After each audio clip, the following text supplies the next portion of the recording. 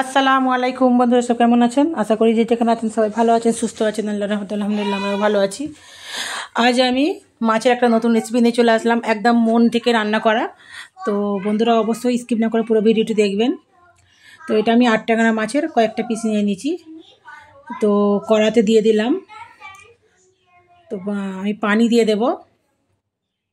পানি দিয়ে আমি গ্যাসে বসিয়ে দেব। খুবই সহজ একটা দুর্দান্ত রেসিপি নিয়ে চলে এসেছি, তো অবশ্যই দেখবেন বন্ধুরা।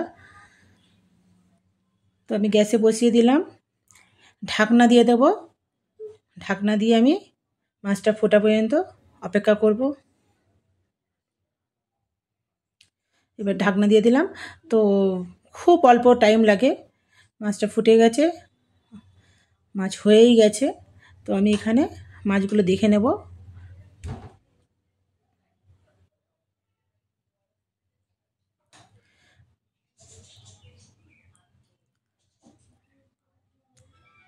তো 7 মিনিট লেগেছে এই মাছটা আমার সিদ্ধ হতে। তো মাছগুলো আমি এক এক করে উঠিয়ে নেব সব।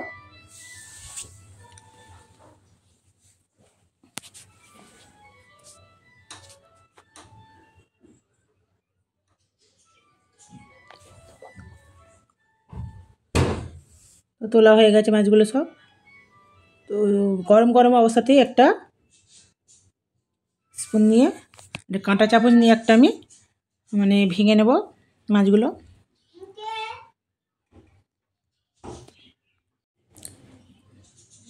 কেননা খুব গরম, আর কাঁটা চামচের সাহায্যে খুবই তাড়াতাড়ি আমার মাছগুলো ছাড়ানো হয়ে গেছে। বেশি কাঁটা থাকে না এতে, শুধু মাঝখানে মোটা অংশটা আর চামড়াগুলো যে ছিলাম সেগুলো ফেলে দিয়েছি। এবারে কুচনো ধনিয়া পাতা আর দু থেকে তিনটে আমি কাঁচা লঙ্কাকে কুচিয়ে দিয়েছি, ঝালটা যে যেমন পছন্দ করে। এখানে গোলমরিচের গুঁড়ো দিলাম অল্প করে, অরিগানো ছড়িয়ে দিলাম, চিলি ফ্লেক্স দিয়ে দিলাম, বেসন দিয়ে দিলাম 3-4 চামচ, একটু চিলি সস দিয়েছি। এখানে ঝালটা আমার একটু পছন্দ তাই ঝালটা দিলাম। স্বাদ মতন লবণ দিয়ে দিলাম, হলুদ গুঁড়ো দিয়ে দেব, আর জিরে ভাজা, সাথে জিরে ভাজা দিয়ে দিলাম, লঙ্কা গুঁড়ো, অর্ধেক লেবুর রস নিচে দিয়ে দিলাম,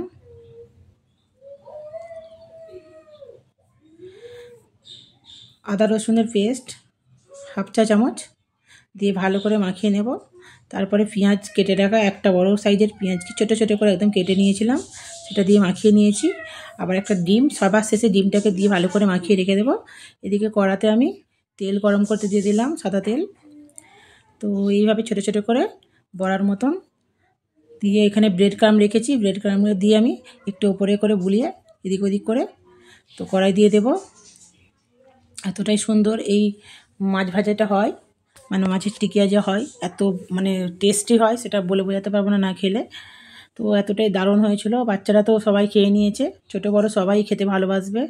তো অবশ্যই বন্ধুরা অবশ্যই অবশ্যই অবশ্যই ট্রাই করবেন একবার বাড়িতে, আর কমেন্ট করতে ভুলবেন না কেমন হয়েছে। যারা মাছ পছন্দ করে না তারা অবশ্যই খেয়ে নেবে, কেননা আমার ছোট ছেলে নিজেই সে একদম মাছ খেতে চায় না।